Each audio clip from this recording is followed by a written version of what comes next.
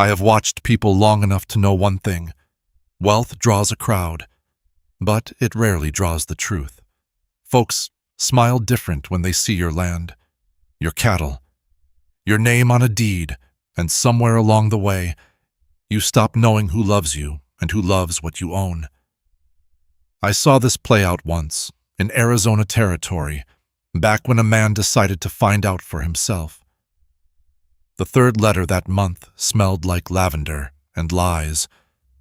Caleb Stone held it between two fingers, the way a man holds something rotten. Her words mentioned his fine prospects 3 times. His name, not once. He crushed the paper in his fist and let it fall to the floor. Behind him, the sun cracked open the horizon. 12,000 acres stretched toward the mesas, dotted with cattle, crossed by fences his father had built with bleeding hands, all of it his. Every water right, every brand, every head of livestock grazing in the early light. He walked past the cold fireplace, past the daguerreotype of his parents, and knelt before an old trunk. Inside lay his father's work shirt, patched at the elbows, faded to the color of dust. He pulled it out, held it to the light. If this story finds you tonight, I would be glad to know where you are watching from. And if you have been enjoying these tales without subscribing, I hope you will consider joining us. It means more than you know. 2 ranches turned him away before noon. The first foreman squinted at Caleb's patched trousers, spat tobacco juice into the dirt, and jerked his thumb toward the road without a word. The second didn't even let him dismount. A woman on the porch shook her head, called something to a man inside, and the door slammed shut. Caleb kept riding. The Mercer place sat at the base of a brown ridge, sprawling and sun-bleached, with a 2-story house and a barn big enough to hold 50 head. He tied his horse to the fence post and waited. Mrs. Mercer came out wiping flour from her hands. She looked at his boots first, then his shirt, then his face, but only for a second. Like it didn't matter much. "We got stable work," she said. $1 a week. You sleep in the hay barn. Meals are your own problem, unless you earn extra. Caleb nodded. "I can start now." She didn't ask his name. By the 3rd day, his back ached in places he didn't know existed. Manure, fence posts, hauling water buckets until his shoulders burned and his palms cracked open. The Mercer daughters passed the stable every afternoon, Rosalie and Constance. Bonnets tied tight, calico skirts swishing against the dust. Rosalie dropped her handkerchief near the trough. Caleb bent to pick it up. She snatched it from his fingers like he'd smeared it with something foul. Constance laughed. "Lord, the smell on that one." They walked away, still giggling. Evening fell. Lamplight glowed from the house windows. Laughter spilled out silverware clinking. Voices rising and falling in easy conversation. Caleb sat by the horse trough with a tin plate of cold beans. The family ate inside. He ate alone. He leaned forward to wash his hands and caught his reflection in the water. Gaunt, dust caked into the lines of his face, hollows under his eyes he hadn't noticed before. A stranger stared back at him. Someone small, forgettable, worth less than a handkerchief dropped in the dirt.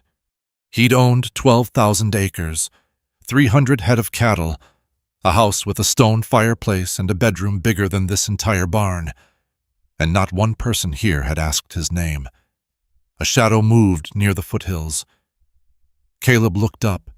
He'd seen her before, a figure gathering herbs on the ridge. Always alone, always watching. She stood there now, motionless against the fading sky. The windmill crank had rusted solid. Caleb wrapped both hands around the iron handle and pulled. His boots slid in the dirt. Sweat ran down his neck, soaking the collar of his father's old shirt. The August sun pressed against his shoulders like a hot iron, and somewhere behind him a horse stamped and snorted in the corral. He braced his feet wider, pulled again.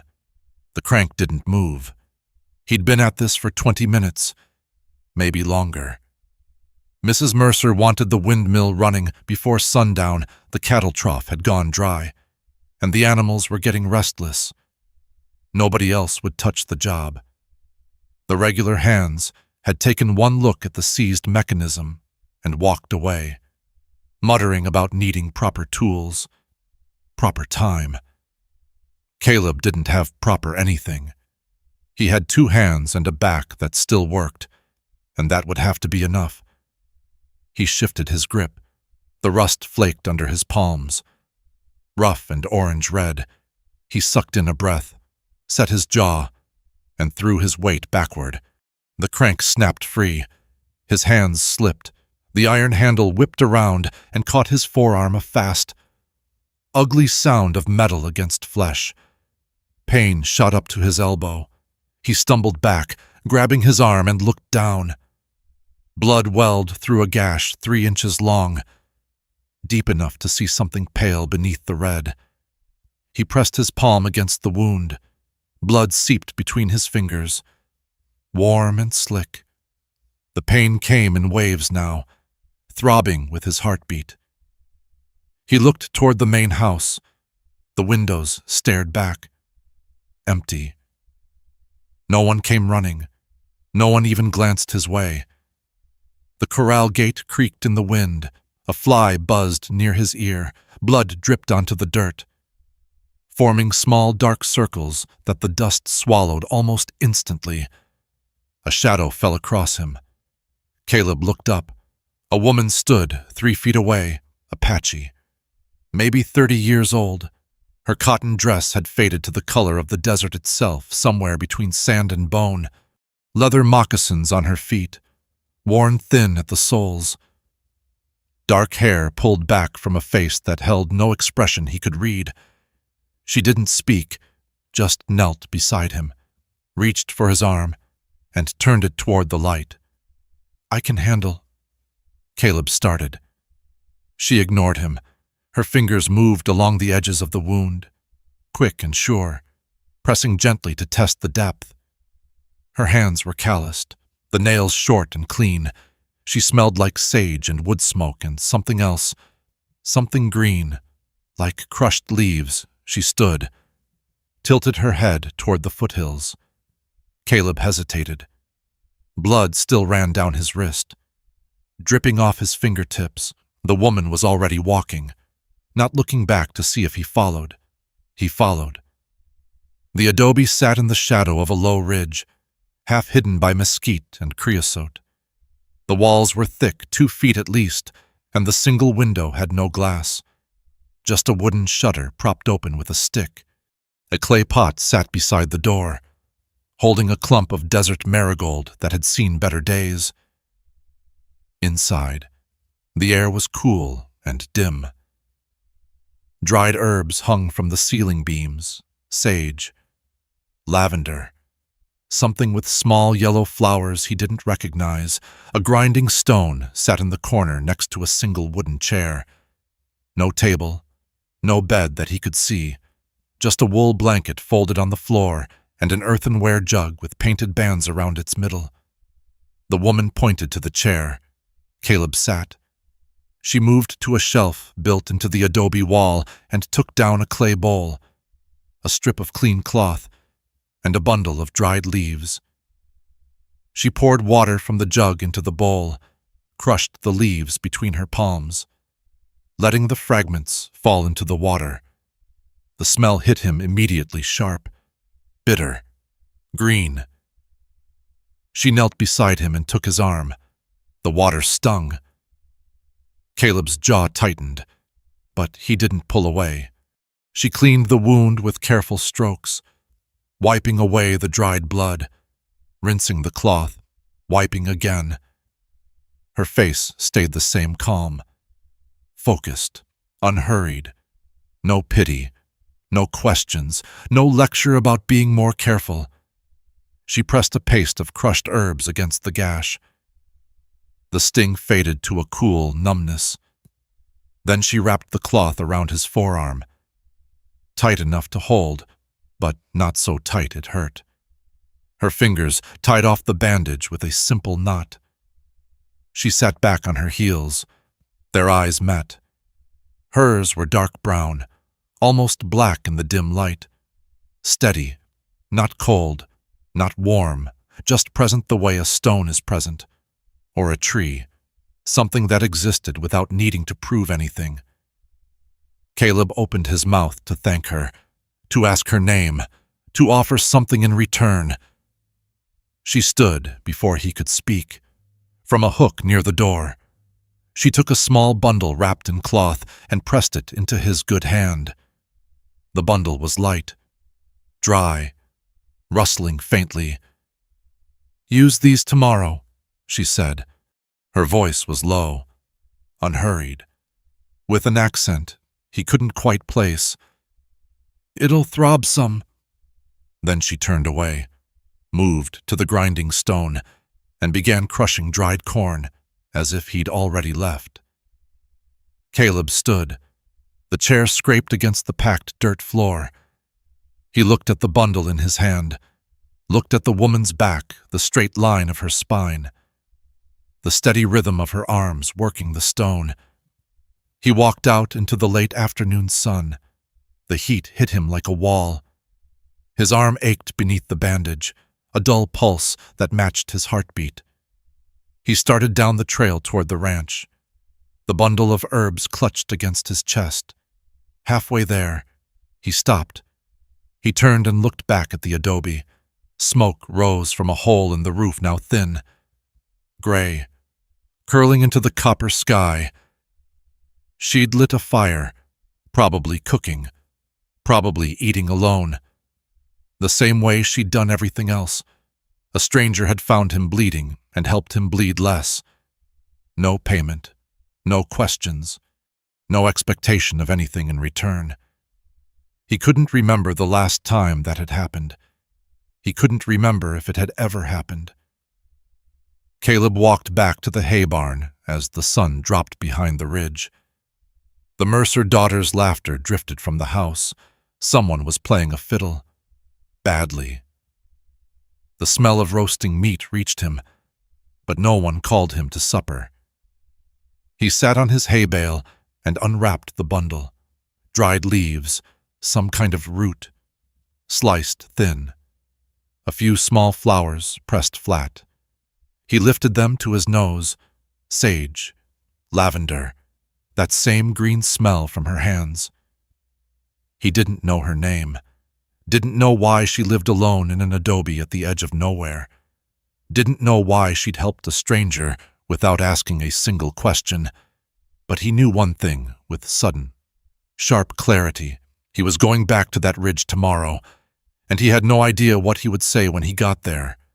He found excuses to work near the ridge. The fence line needed mending on the north side, Caleb volunteered. A stray calf had wandered toward the foothills. Caleb went after it. Mrs. Mercer needed someone to check the irrigation ditch that ran along the base of the mesa. Caleb raised his hand before anyone else could speak. The other hands exchanged glances. "Let the scarecrow do it," their eyes said. "Less work for us." Caleb didn't care. He walked the ridge every chance he got. The bandage on his arm slowly loosening as the wound beneath it closed. His arm still ached when he lifted heavy stones or pulled at fence posts. But the wound had closed clean. On the third day, he washed the cloth she'd used and folded it into a neat square. On the fourth day, he carried it up the trail to her adobe. She was grinding corn when he arrived. The stone scraped against stone in a slow, steady rhythm. She didn't look up when his shadow fell across the doorway. Caleb held out the cloth. "Washed it. Figured you'd want it back." She took it without ceremony, set it on the shelf beside the clay bowls, went back to grinding. He stood there, unsure whether to leave or stay. The silence stretched. A lizard skittered across the dirt outside. Somewhere in the distance, a hawk cried once and went quiet. "You gonna stand there all day?" she said. Caleb sat on the ground near the doorway, his back against the cool adobe wall. She kept grinding. He kept sitting. Neither of them spoke for a long time, and somehow that felt right. The pattern took shape without either of them naming it. Caleb worked the ranch until midday. Then he found a reason to walk the ridge. Sometimes she was there. Sometimes she wasn't. When she was, she brought food, corn cakes wrapped in cloth, strips of dried venison tough enough to make his jaw ache. Once a handful of piñon nuts, still warm from roasting. They ate together, talked little. The words that passed between them were small, practical. "Water's low in the creek." "Saw a rattler near the big rock. Your arm healing up." It was enough. By the third week, Caleb had learned her name, Ayanna. She said it once, flat and quick. When he asked, didn't explain what it meant, didn't seem to think it mattered. He learned other things too. Her husband had died 2 summers past fever, took him in 3 days. After that, her people cast her out. Her husband's family blamed her for his death. The old ways. Bad luck woman. They called her, so she built this place alone, where no one's bad luck could touch her. She told him this while stirring a pot of beans over a low fire. Her voice as steady as if she were talking about the weather. No bitterness, no self-pity, just facts laid out like stones on a path. Caleb didn't know what to say, so he said nothing, just sat there, watching the fire, letting the silence hold whatever it needed to hold. On the 16th day, the Mercer daughters rode past. Caleb was sitting on a flat stone near the fence line, eating a corn cake Ayanna had brought. She stood a few feet away, her burden basket slung over one shoulder, watching the horizon with that stillness he was beginning to recognize. The hoofbeats came first, then the laughter. Rosalie and Constance pulled their horses to a stop 20 yards away. Constance shaded her eyes with one hand, squinting at the 2 figures on the ridge. "Well, would you look at that?" she said, loud enough to carry. "Even the squaw feels sorry for him." Rosalie giggled. "Maybe she thinks he's a stray dog. You know how Indians are with strays." They rode off, still laughing. Caleb's hands tightened on the corn cake. The bread crumbled between his fingers. Ayanna hadn't moved, hadn't flinched. She watched the horses disappear down the trail, her face as unreadable as the mesa behind her. "Don't let their words sit in you," she said. "They ain't worth it." Caleb looked up. "What?" She turned to face him. "Poison don't hurt unless you swallow it." She picked up her basket and walked back toward her adobe. Caleb watched her go. The crumbled corn cake fell from his fingers, scattering across the rayed dirt. That evening, he found her sitting outside her door, running a wooden comb through her hair. The comb was hand-carved, worn smooth by years of use. Mesquite smoke rose from the hole in the roof, carrying the smell of something cooking inside. Caleb sat down a few feet away, his back against a boulder still warm from the day's sun. "What's that plant called?" He pointed to a clump of yellow flowers near the door. "The one with the small leaves."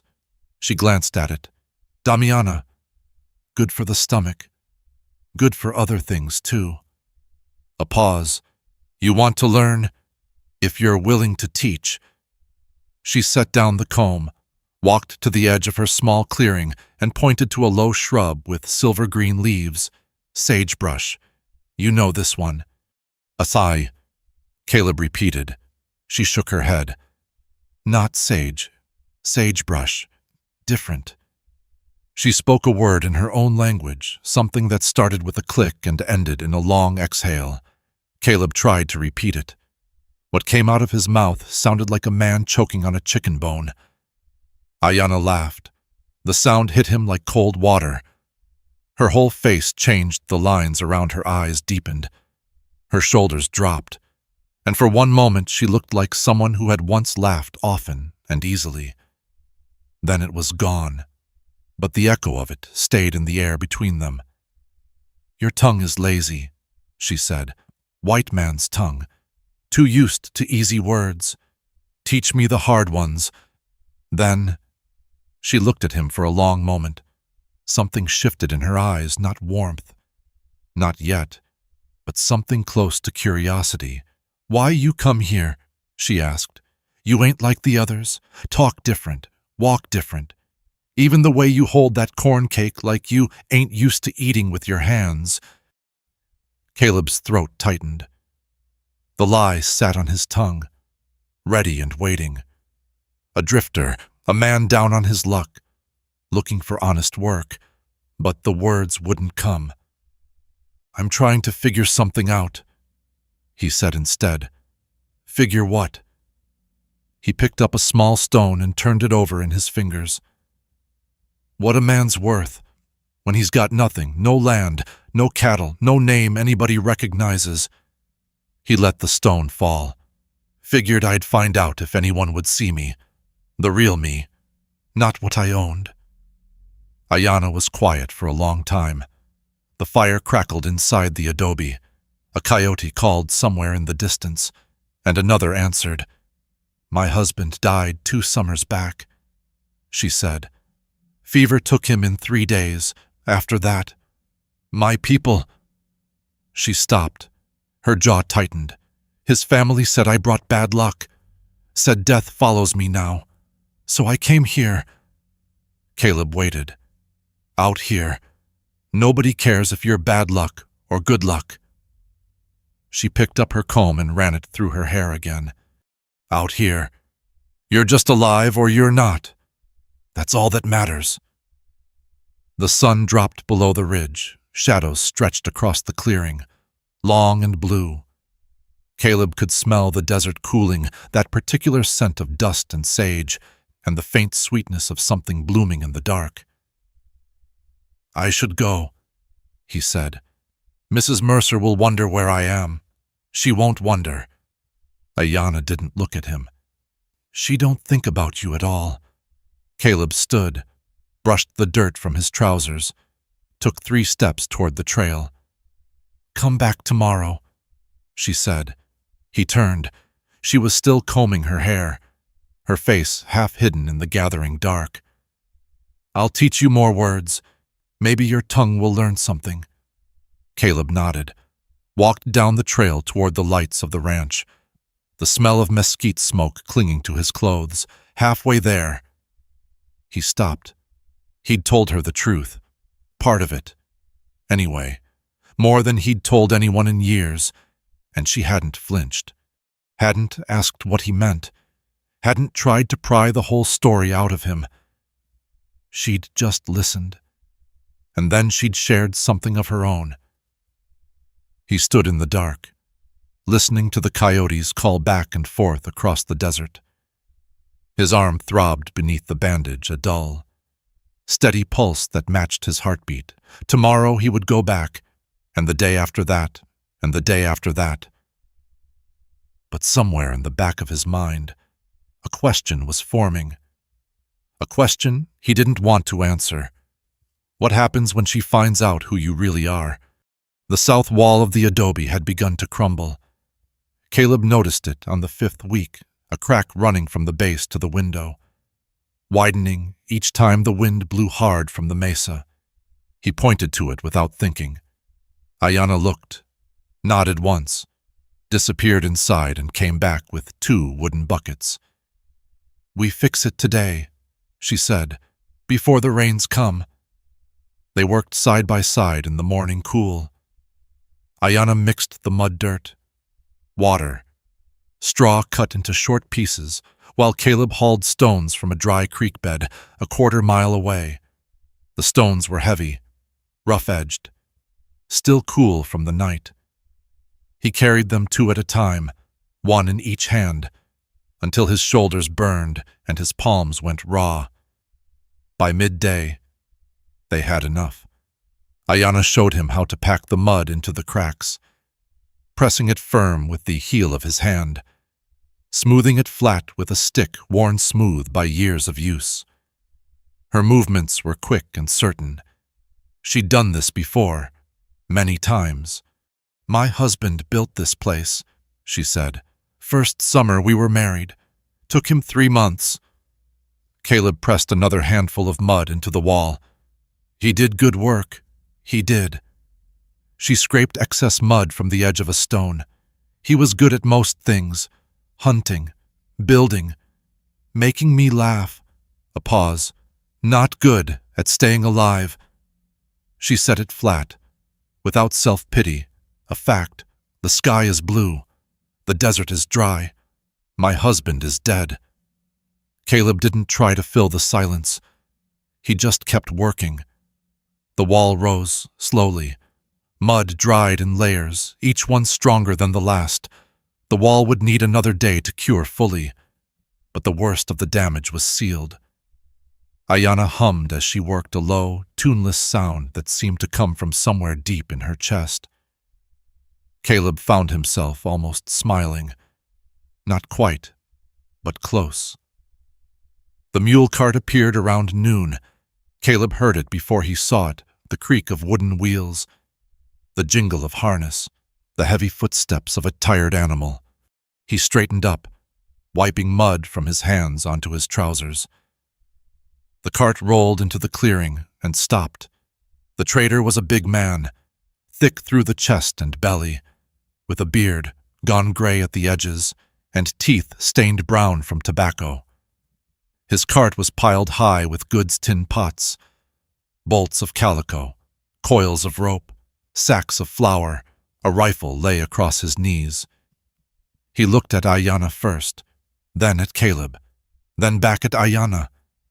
Slower this time, his eyes moving from her face to her body to her bare feet. "Well now," he said, "didn't know there was company up here." Ayanna didn't answer. She kept packing mud into the wall, her back to the cart. The trader climbed down. His boots hit the dirt with a heavy thud. He walked toward Caleb, thumbs hooked in his belt. That same slow grin spreading across his face. "You working for her?" he asked. "Or working on her?" Caleb's hands hung at his sides. The mud on his fingers had started to dry, cracking along the lines of his knuckles. "Neither," he said. "Just helping with the wall." The trader laughed. "Sure you are." He glanced at Ayanna again. "Tell you what, friend, $3. You walk away. Take a long walk. And she's mine for the night. I'll throw in a tin of coffee. You look like you could use it." The clearing went quiet. Even the birds stopped. Caleb didn't move. His pulse thudded in his ears, slow, steady, louder than it should have been. The trader's grin faltered, just for a second. "She ain't for sale," Caleb said. "Neither am I." The trader's eyes narrowed. His hand drifted toward the rifle on the cart. Caleb watched the hand, watched the fingers curl and uncurl. "You sure about that?" The trader said. "You don't look like much. Scarecrow in a patched shirt." "She's just an Indian. Nobody's gonna miss either of you." Caleb took one step forward. Just one. His voice came out quiet, steady. "Leave." The trader stood there for a long moment. His jaw worked, chewing on something tobacco. Pride. The decision of whether it was worth the trouble. His eyes flicked to Ayanna, still working at the wall, then back to Caleb. He spat in the dirt. "Your loss," he said.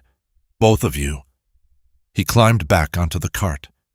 snapped the reins, and the mule lurched forward. The cart rattled down the trail and disappeared behind the ridge. The sound of wheels faded. Then nothing but wind and the scrape of Ayana's hands against the adobe. Caleb's heart was still pounding. He stood where he was, watching the empty trail.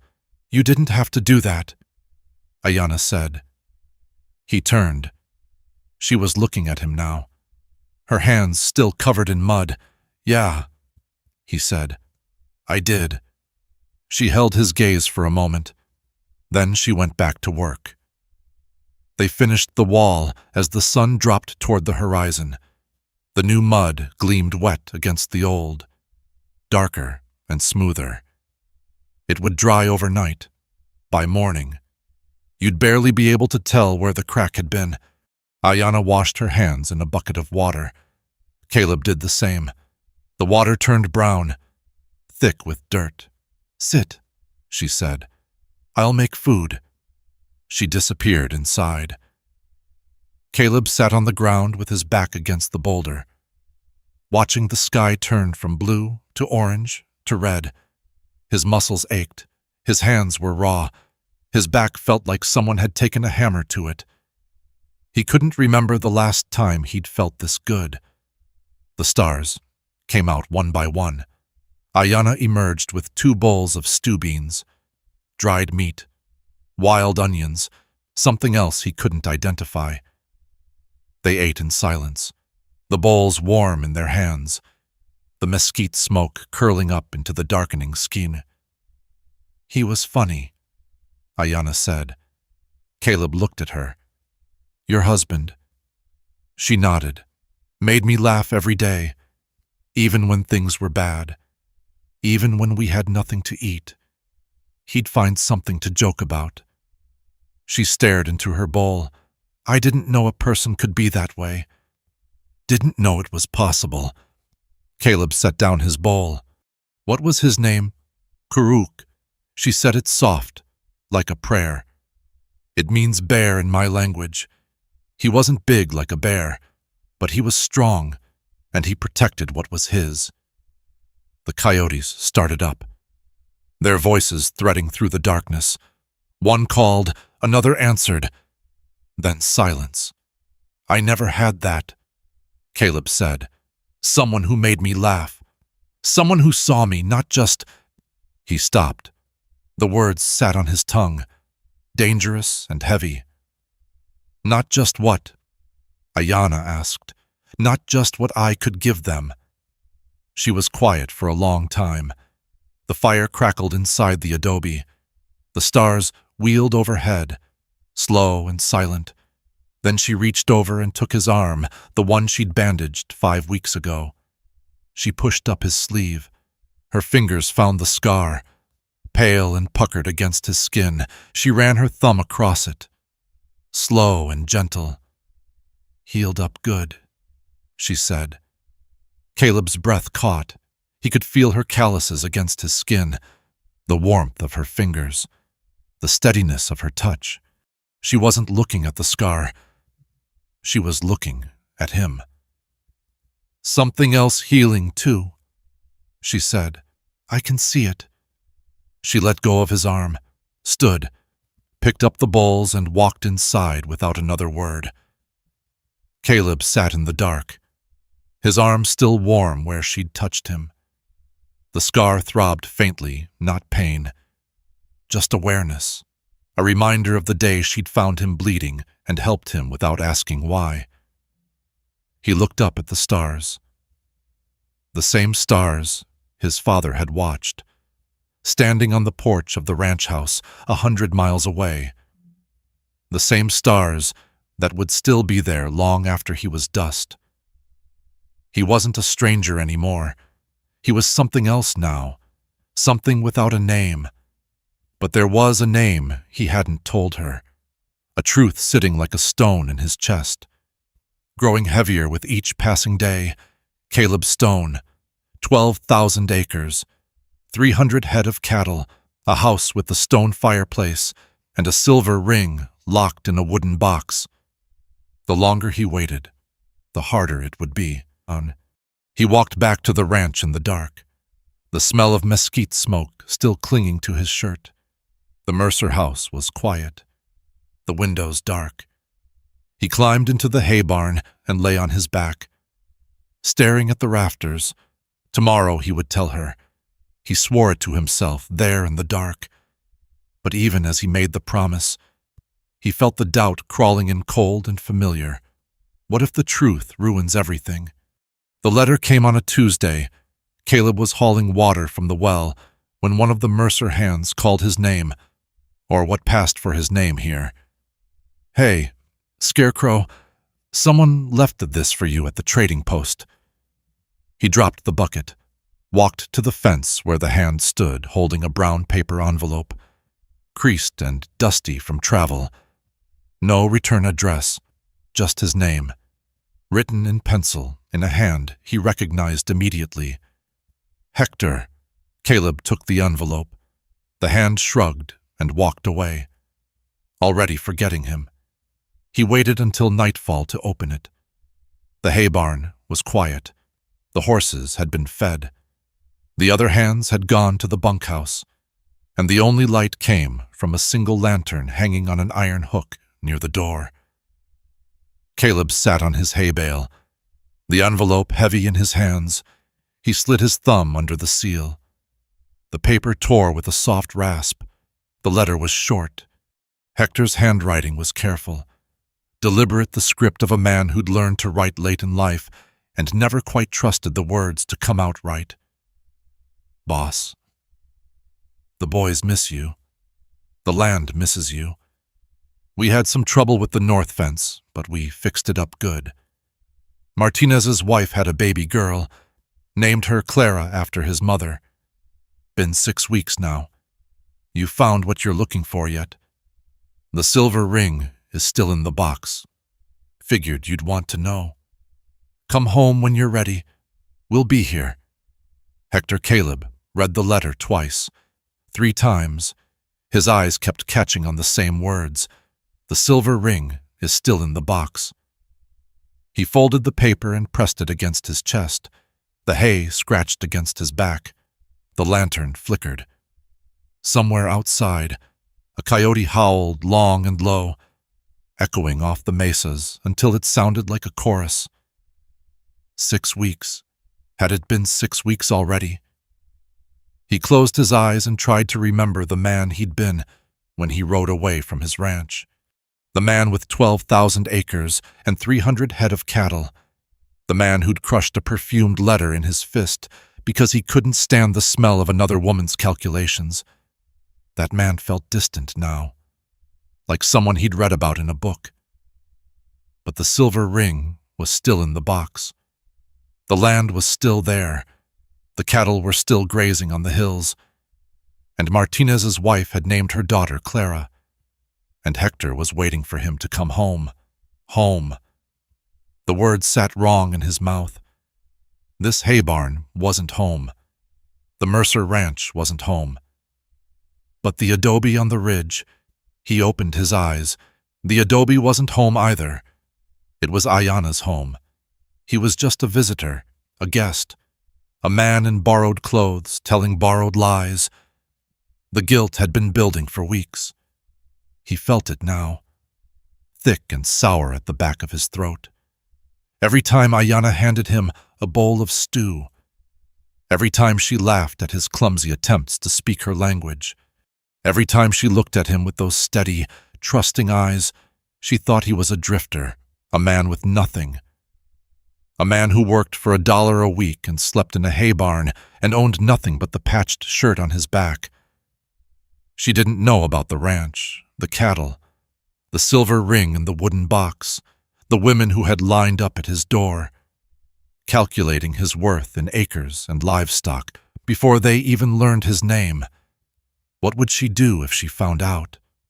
The question had been gnawing at him for weeks. He turned it over now, examining it from every angle. Like a stone, he couldn't stop worrying. Maybe she'd be happy. Maybe she'd smile and say it didn't matter, that she'd seen the real him all along. But another voice, colder, harder, whispered something else. Maybe she'd become like them. He'd seen it happen before.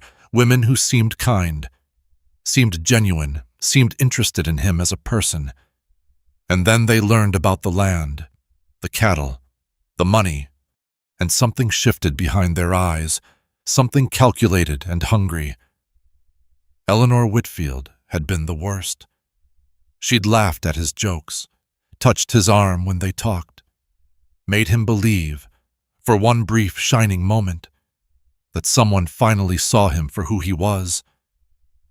Then her father had asked about water rights, and Eleanor had asked about the size of his house, and the whole thing had come crashing down like a wall made of sand.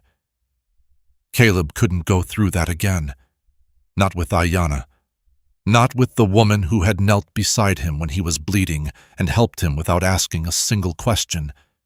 But there was another fear too, deeper, uglier. What if she didn't become like them?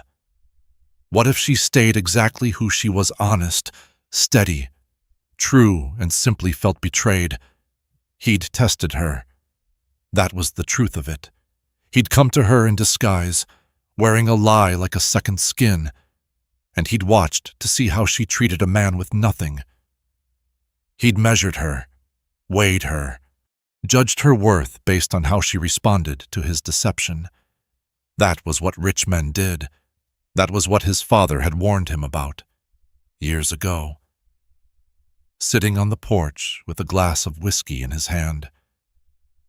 Don't let the money make you cruel.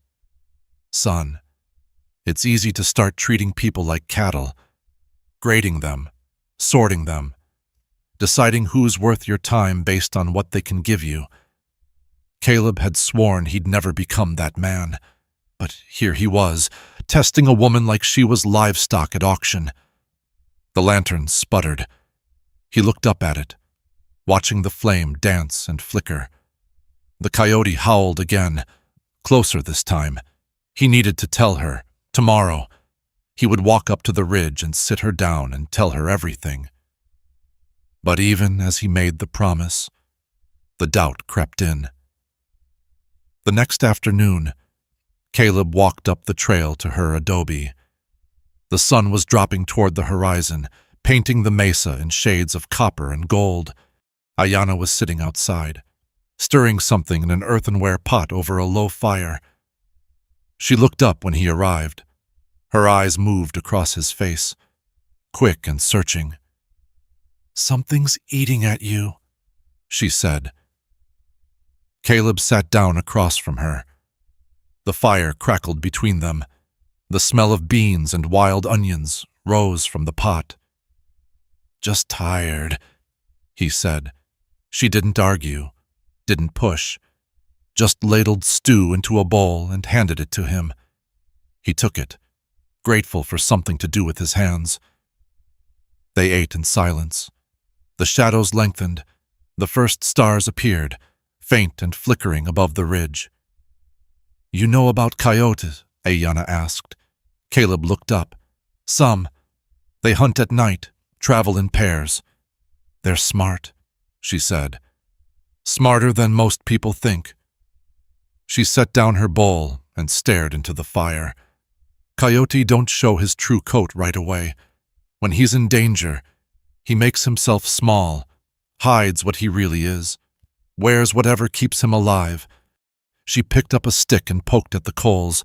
Sparks rose and died. But when he feels safe, when he finds his den, his mate, his place, that's when he shows himself. That's when you see what he really looks like. The words hung in the air. Caleb's hands tightened around his bowl. She knows. The thought hit him like cold water. She knows something is wrong. She's giving me a chance to tell her. He opened his mouth. The confession sat right there, on the tip of his tongue. All he had to do was let it out. "My name is Caleb Stone. I own 12,000 acres and 300 head of cattle. I came here because I wanted to find out if anyone could love me without knowing what I was worth. The words wouldn't come. His jaw locked, his throat closed. He swallowed the confession back down, and it sat in his chest like a stone. "Reckon that makes sense," he said instead. "Coyotes are survivors." Ayanna looked at him. Her eyes were steady, unreadable. "So are people," she said. She picked up the bowls and carried them inside. Caleb sat by the dying fire, staring at the coals as they faded from orange to gray. One more test. That's what he told himself. One more chance to be sure she was real. Then he'd tell her everything. He walked back to the ranch in the dark. Hector's letter folded in his pocket, the weight of his lies heavier than it had ever been. But somewhere in the back of his mind, a new idea was forming, a way to know for certain. A final test that would prove, once and for all, whether Ayanna loved him or what he could give her. It was a terrible idea. He knew that even as it took shape, but he was going to do it anyway. He told her at sunset. The lie came out smoother than he expected, too smooth. Practiced in his head a dozen times on the walk up the ridge. He sat across from her, the fire crackling between them, and watched her face as the words spilled out. "There's men coming for me," he said. "Debt collectors. I owe money to some bad people back in Tucson. They found out where I'm working." He paused, let his voice crack just right. "They're gonna take everything. Maybe take me too. I have to run. Tonight." Ayanna's hands went still on the bowl she was holding. She looked at him, her dark eyes reflecting the firelight. "How much?" she asked. Caleb shook his head. "More than I can pay. More than I'll ever have." She set down the bowl, stood, walked into the adobe without a word. The fire popped. A log shifted, sending sparks into the darkening sky. Caleb sat frozen, his hands flat on his knees, waiting. She was gone for less than a minute. When she came back, she was carrying a small leather pouch, the drawstring pulled tight. She knelt beside him and pressed the pouch into his hands. "I don't know what you're running from," she said. "Don't need to know. Take this." The pouch was light, too light. Caleb loosened the drawstring and looked inside. Coins, copper pennies, worn smooth from handling, a few silver pieces, tarnished and old. Maybe $15 total. Maybe less. 2 years. That's how long it would take to save this much, selling herbs and baskets at the trading post. 2 years of walking to town and back. 2 years of haggling with traders who looked at her the way the man with the mule cart had looked at her. 2 years of scraping together pennies while the world treated her like she was worth less than nothing. And she was giving it all to him. "I can't," Caleb started. "You can." She closed his fingers around the pouch. Her hands were warm, calloused, steady. "A man needs his legs to run. Take it. Go. But what about you?" She pulled back. Her face was calm, untroubled, as if she hadn't just handed him everything she had. "I'll be here," she said. "When you come back, if you come back." Caleb stared at her. The pouch sat in his palm, lighter than a bird's wing, heavier than 12,000 acres. This was what he'd wanted. This was the test. He'd wanted to know if she was real, if her kindness had limits, if she would give to a man who had nothing to offer in return. Now he knew, and the knowing made him sick. He stood. His legs felt strange beneath him, weak, trembling, like he'd been kicked in the gut. Ayanna watched him, her face half lit by the dying fire. "Thank you," he said. The words tasted like ash. She nodded once, Go safe." He walked down the trail in the dark. The pouch clutched against his chest, the stars overhead, cold and indifferent. His boots scraped against the rocks, and somewhere behind him, the light from her fire faded to a dim orange glow. He didn't go back to the ranch. He couldn't face the hay barn, couldn't face the smell of horses and the snoring of men who didn't know his name, couldn't face the wooden walls that had become a kind of prison over the past 6 weeks. Instead, he walked into the desert. The ground rose beneath him, rocky and uneven. He stumbled once, caught himself on his hands, kept walking. The moon was thin, just a sliver, barely enough to see by. Shadows pooled between the boulders, black and shapeless. He stumbled again. This time his boot caught on a root, and he went down hard. His knees hit the dirt first, then his hands, then his chest. Slamming against the ground with enough force to knock the air from his lungs, the pouch flew from his grip, landing somewhere in the dark. He lay there, face pressed into the cold sand, breathing in dust and the smell of creosote. He didn't get up. The dirt was cool against his cheek, gritty, real. He could taste it on his lips, alkaline, bitter, the taste of the desert floor. His palms were scraped raw, stinging where the rocks had cut them. His ribs ached where he'd landed wrong. He stayed there, face down in the dirt, like something that had crawled out of the desert to die. Minutes passed, maybe longer. The cold seeped through his shirt, through his trousers, into his bones. A beetle crawled across his hand, tiny legs tickling the skin between his fingers. He didn't move. $15, maybe less. He owned 300 head of cattle. Any one of them was worth more than this.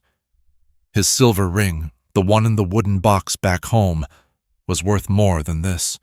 The boots on his feet, if they weren't so worn, would be worth more than this. And she had given it to him without hesitation, without asking what he owed or to whom, without demanding anything in return. She had given him everything she had. Caleb's hands curled into fists, grinding dirt into the cuts on his palms. His shoulders shook. Not from cold, not from exhaustion, from something else, something that crawled up from his stomach and lodged in his throat like a fist. He had tested her, like a man examining a horse at market, checking the teeth, the hooves, the coat. He had measured her worth, weighed her against his fears, used her poverty as a proving ground for his own broken trust. And she had passed. Of course she had passed, because she wasn't the one being tested. He was. The realization hit him like a boot to the chest. His breath caught. His eyes burned. He pressed his forehead into the dirt, grinding sand into his skin until it hurt. He was the fraud. He was the liar. He was the man who had come to her in disguise, wearing his dead father's clothes like a costume, pretending to be poor so that he could judge whether a poor woman deserved his love. What kind of man did that? The answer came to him in the dark, clear and cold. The kind of man he'd sworn never to become. He thought of Eleanor Whitfield, her perfumed letters, her calculating eyes. He'd hated her for measuring him by his wealth. But what had he done to Ayanna? The same thing, exactly the same thing. He'd measured her by her poverty, tested her with his lies, weighed her on a scale she didn't even know existed. And the worst part, the part that made his stomach turn, was that he'd thought he was being clever. He'd thought he was protecting himself. He'd thought the test was justified because he'd been hurt before. But hurt didn't justify cruelty. Pain didn't excuse manipulation. He knew that now. He knew it the way you know fire is hot, the way you know a knife is sharp. The knowledge cut through him, clean and deep. Caleb pushed himself up onto his hands and knees. Dirt clung to his face, his shirt, his hair, his palms left bloody prints on the rocks. He found the pouch in the dark, half buried under a clump of sagebrush, and clutched it against his chest. He crawled to a boulder and sat with his back against it. Legs stretched out in the cold sand. The stars wheeled overhead. The coyotes called in the distance. The wind picked up. Then he didn't sleep. He sat in the dirt, the pouch in his hands, and he thought about every choice that had brought him here. Every lie, every test, every moment when he could have told her the truth and didn't. Dawn came gray and cold. The first light crept over the ridge, painting the rocks in shades of pink and orange. Caleb watched it come. His body was stiff, his muscles aching from the cold. His mouth tasted like dust and blood where he'd bitten his lip in the night. He looked down at the pouch, still there, still real, $15 worth of trust that he hadn't earned. He couldn't keep it. That much was clear. He couldn't take her money and disappear into the desert, leaving her to wonder if he'd lived or died. He couldn't profit from her sacrifice, but he couldn't keep lying either. The test was over. He'd gotten his answer. Ayanna was more real than anyone he'd ever known. She loved a man she thought had nothing, and she'd given everything to help him. Now it was his turn. Caleb stood. His legs were numb, his joints creaking like old hinges. Dirt fell from his clothes, his hair, his face. He looked like something the desert had chewed up and spit out. Good. That's what he was. He started walking back toward the ridge. The sun rose higher. The desert warmed. Birds down stirred in the mesquite, their calls sharp and bright. Caleb walked with the pouch in his hand and the weight of his confession pressing against his ribs. She deserved the truth, all of it, his name, his land, his cattle, his fear. She deserved to know that the man she'd helped was not the man she thought he was, and she deserved to decide, with clear eyes, whether she still wanted him after she knew. The adobe appeared ahead, smoke rising from the roof. Ayanna was outside, kneeling beside her grinding stone, her hands covered in corn dust. She looked up when she heard his footsteps. Her face went still. "You came back," she said. Caleb stopped 10 feet away. His throat was dry. His hands were shaking. Dirt still clung to his face, his clothes, the dried blood on his palms. "I have to tell you something," he said, "and you're gonna hate me for it." Ayanna stood up slowly. Corn dust clung to her hands, her dress, the creases around her knuckles. She didn't wipe it off, just looked at him with those dark, steady eyes. "Talk," she said. Caleb walked to her table, a flat stone balanced on 2 smaller ones, and set the pouch down. The leather made a soft sound against the rock. The coins inside clinked, faint and final. "I can't take this," he said. "I can't take anything from you." She looked at the pouch, then at him. "The men aren't coming." It wasn't a question. Caleb's throat tightened. "No. There's no debt. No collectors. I made it up." The words hung in the air between them. The fire had burned down to coals overnight, and the adobe smelled like cold ash and dried corn. Morning light slanted through the open doorway, catching the dust motes suspended in the stillness. Ayanna didn't move, didn't speak, just waited. Caleb had rehearsed this 100 times in the dark, sitting among the rocks while the stars wheeled overhead. He'd planned what to say, how to say it, where to start. But now, standing in front of her, all the words tangled in his chest like barbed wire. "My name isn't—" He stopped, Started again. I told you my name was Caleb. That part's true, but I didn't tell you the rest. He reached into his pocket and pulled out Hector's letter, unfolded it, held it out to her. She didn't take it. Can't read white man's writing, she said. Tell me yourself. Caleb lowered the letter. His hand was shaking. He could feel the tremor running up his arm, into his shoulder, down his spine. My full name is Caleb Stone, he said. I own a ranch about 100 miles east of here, 12,000 acres, 300 head of cattle, a house with a stone fireplace and a bedroom bigger than this whole building. He paused, waited for her to react. She didn't. I came here because I was tired, he continued. Tired of women who looked at me and saw numbers, acres, cattle, the water rights.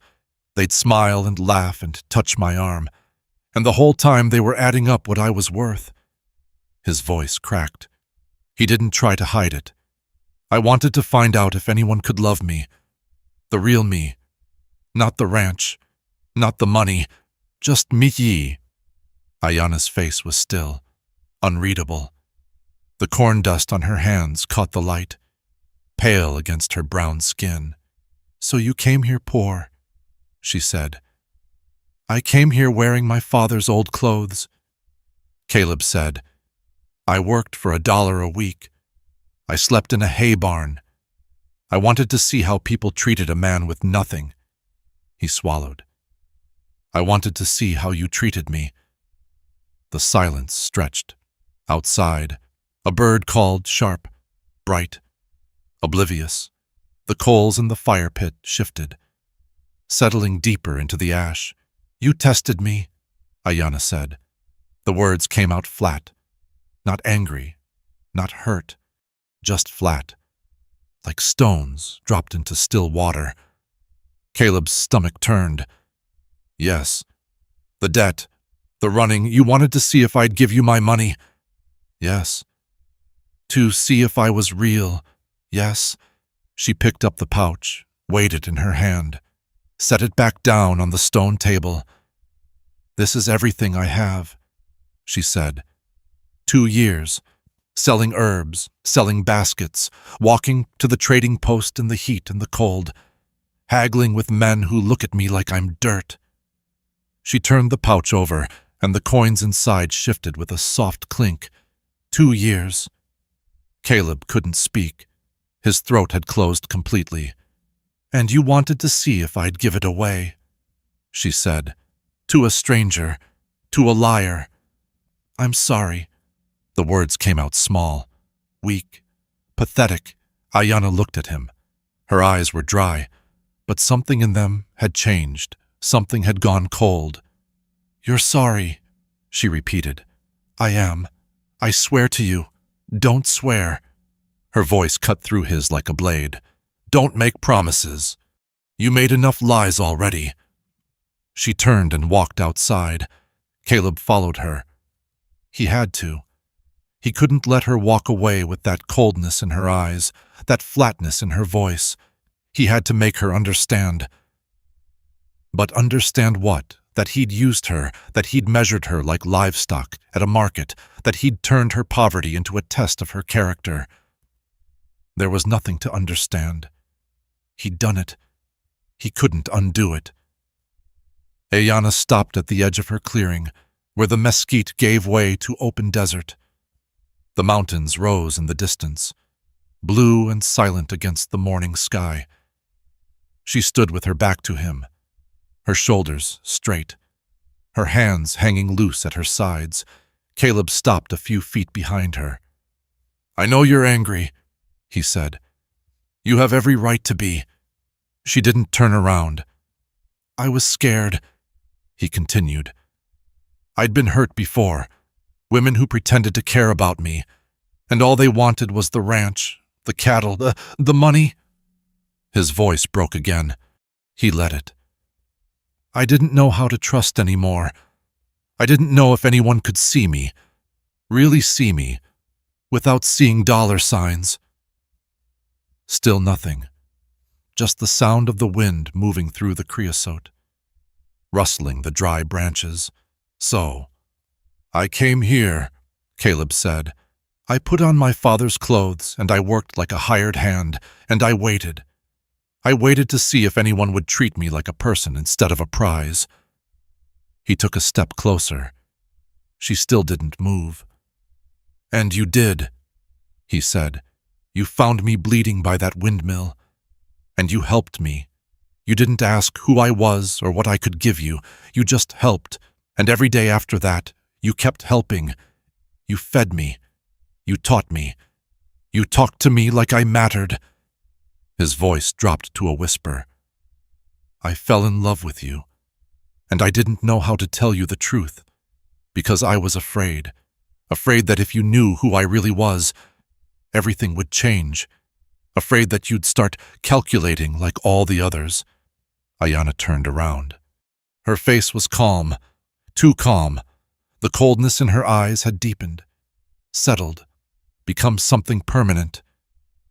"You thought I would become like them," she said. "If I knew you had money." Caleb couldn't answer. His throat was sealed shut. "You thought I needed testing." Her voice was quiet now, hard, like a horse at auction. "Check the teeth, check the legs, see if she's worth buying. No, yes." The word cracked like a whip. "That's exactly what you thought. That's why you lied. That's why you invented debts and collectors and danger. You wanted to see if the poor Indian woman would give her last penny to a stranger." She took a step toward him, close enough that he could see the fine lines around her eyes, the corn dust still clinging to her hair. "And I did," she said. "I gave you everything. Not because I'm stupid. Not because I didn't see through you." Her voice dropped, low and hard. "I gave because that's who I am. When someone I care about is in trouble, I help. I don't calculate. I don't weigh. I just help." Caleb's knees felt weak. His whole body felt weak. "You passed my test," she said. "Congratulations. I'm real. I'm exactly who you hoped I'd be." She turned her back on him again, looked at the mountains. "But you failed yours." The words hit him like a fist to the chest. "Man who tests love," she said, "ain't ready to hold it." She walked back toward the adobe. Caleb stood frozen, unable to move, unable to speak. He watched her reach the door, watched her hand close on the wooden frame. She paused, didn't look back. "Go home, Caleb Stone. Go back to your 12,000 acres, your 300 cattle, your big house with the stone fireplace." Her voice was quiet now, tired. "Find some woman who passes all your tests, marry her, have children, grow old." She stepped inside. The door swung shut behind her. The sound echoed across the clearing, a dull, final thud that seemed to swallow all the other sounds of the morning. The birds, the wind, the distant call of a hawk circling overhead. Caleb stood in the dirt, staring at the closed door. He had come here looking for love, real love, unconditional love, love that didn't care about money or land or cattle. He had found it, and he had destroyed it with his own hands. The sun climbed higher. The shadows shortened. Heat began to press down from the cloudless sky. Caleb didn't move. The door stayed closed. But somewhere in his chest, beneath the shame and the guilt and the hollow ache of loss, something else he'd stirred. Something small, something stubborn. She hadn't told him to leave the territory. She hadn't told him to never come back. She had told him to go home. But this ridge, this adobe, this woman who had seen through him from the very beginning, this felt more like home than any ranch ever had. He didn't leave. Caleb walked back to the Mercer Ranch that morning, collected his few belongings from the hay barn, and told Mrs. Mercer he'd be staying on. She shrugged, didn't ask why, didn't care. That afternoon, he started gathering firewood. The mesquite grew thick along the dry creek beds, its branches twisted and hard as iron. Caleb hacked at them with a borrowed axe, the blade biting into the dense wood with each swing. Sweat ran down his back, blisters rose on his palms, burst, bled, hardened into calluses. By evening, he had a bundle large enough to carry. He walked up the ridge as the sun dropped toward the mountains. The adobe sat quiet in the fading light, smoke rising from the hole in the roof. He set the firewood beside the door, straightened, turned to leave. The door didn't open. He didn't expect it to. The next day, he found an iron hinge at the trading post, old, rusted, but still solid.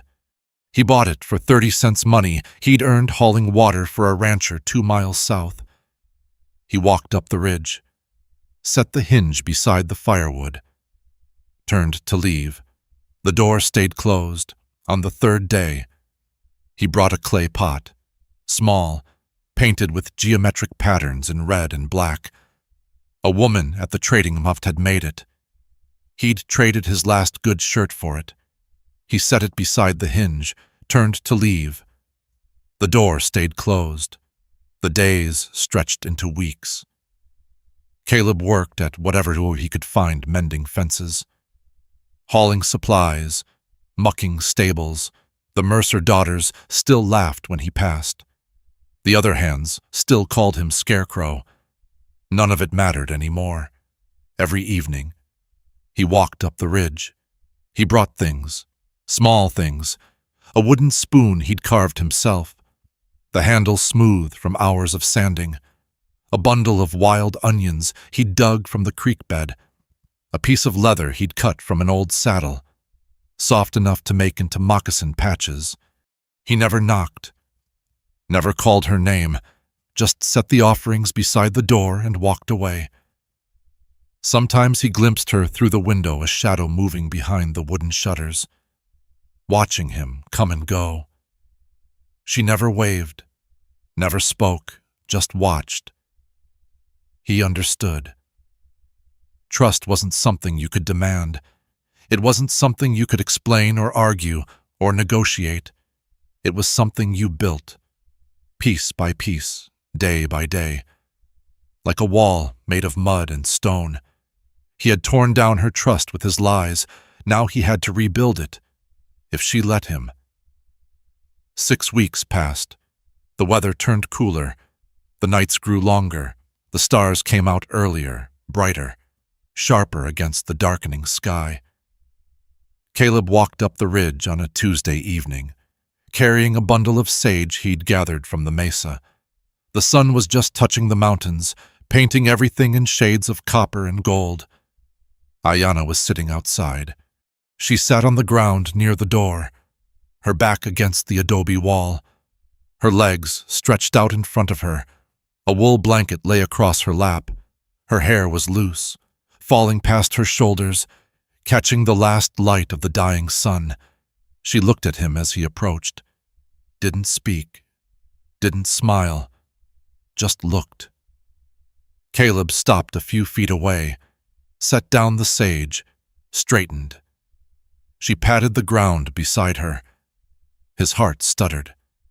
He walked forward on legs that felt strange, unsteady, lowered himself to the dirt, sat with his back against the wall, close enough to feel the warmth radiating from the adobe, close enough to smell the wood smoke and sage and corn that always clung to her. They sat in silence. The sun dropped lower. The shadows lengthened. A hawk circled overhead, riding the cooling air, and somewhere in the distance a coyote began to call. "You keep coming back," Ayanna said. Caleb nodded. "Every day." You don't knock. Don't ask for anything. No. She pulled the blanket tighter around her legs. Most men would have given up by now. Gone home. Found some other woman to test. Caleb winced at the word. Test. It cut deeper every time he heard it. I ain't most men, he said. No. She looked at him sideways, her dark eyes unreadable. You ain't? The silence stretched again. Caleb watched the hawk circle lower, then bank and disappear behind the ridge. The coyote's call faded, replaced by the soft rustle of wind through the creosote. The coyote, Ayanna said. Caleb turned to look at her. You remember what I told you about how Coyote hides his true coat until he feels safe? I remember. She nodded slowly. Coyote showed his true coat. Took him a while, but I see him now. Caleb's throat tightened. What do you see? She didn't answer right away. Her fingers played with the fringe of the blanket, twisting and untwisting the threads. I see a man who was scared, she said finally. Scared of being used. Scared of being seen for the wrong reasons. Scared that nobody would ever love him for who he was. She paused. I understand scared. Been scared most of my life. Ayanna, let me finish. Her voice was quiet but firm.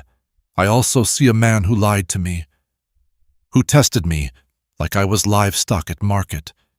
Who made me give him everything I had just to prove I was worth his trust. Her jaw tightened. That man hurt me. Deep. Caleb couldn't speak. The words stuck in his throat like dry bread. But I see something else too, she continued.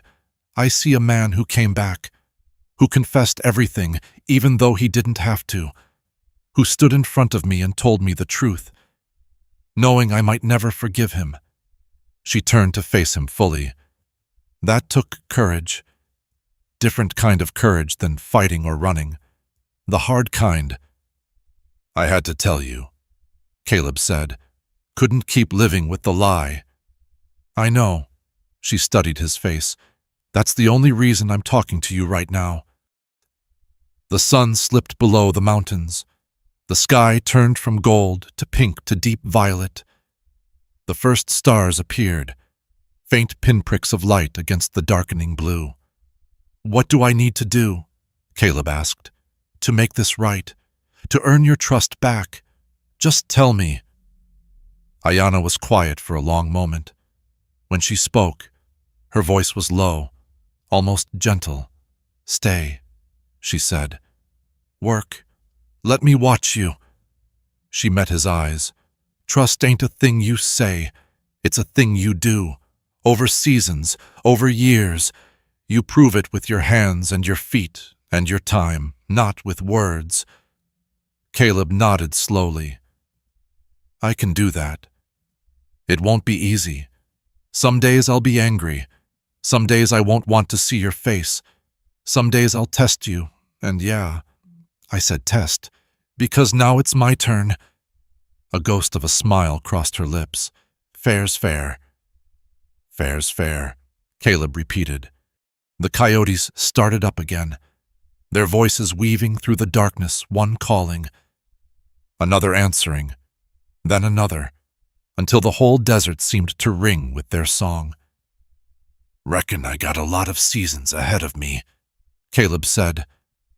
Ayanna looked at him. The ghost of a smile deepened. Just slightly. Reckon you do.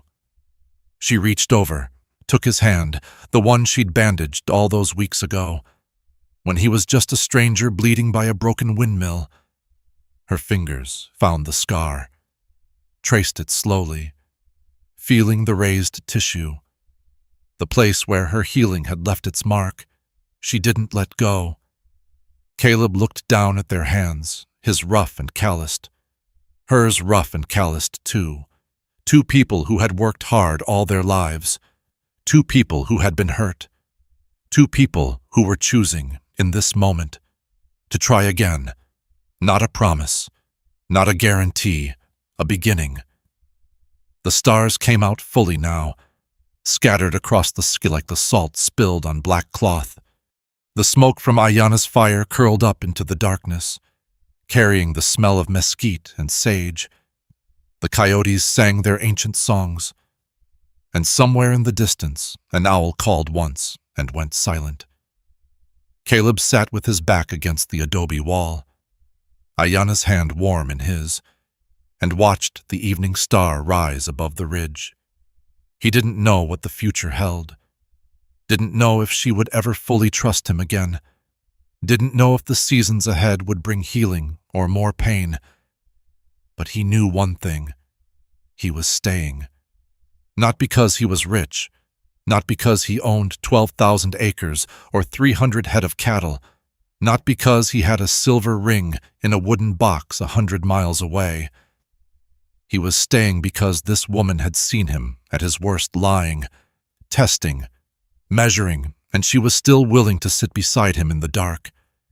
He was staying because trust was built with hands and feet and time. He was staying because some things were worth more than land, or money, or pride. He was staying because she hadn't let go of his hand. The night deepened. The fire crackled inside the adobe. The desert stretched out around them, vast and silent and ancient. Ayana leaned her head back against the wall and closed her eyes. Caleb watched her breathe, and for the first time in years, he felt like he was exactly where he belonged. There is something quiet that stays with us after a story like this, a weight, perhaps, or maybe a tenderness we did not expect to feel. It does not ask to be named. It simply sits with us, familiar and unhurried, like an old chair by a window. Many of us have carried something similar, the ache of wanting to be seen for who we truly are, not for what we own or what we can offer. Some of us have tested the people we love, not because we are cruel, but because we have been wounded before, and some of us have been tested, and we gave anyway, because that is simply who we are. Perhaps you have loved someone who did not know how to receive it. Perhaps you have been the one who struggled to trust. Perhaps you have sat in the dark, wondering if you would ever find your way back to someone you hurt. It is all right if this story does not resolve everything in your heart. Some feelings are meant to stay open, to breathe, to rest without answers. You do not need to understand it all tonight. You are allowed to let it be. Thank you for sitting with this story until the end. Thank you for being here,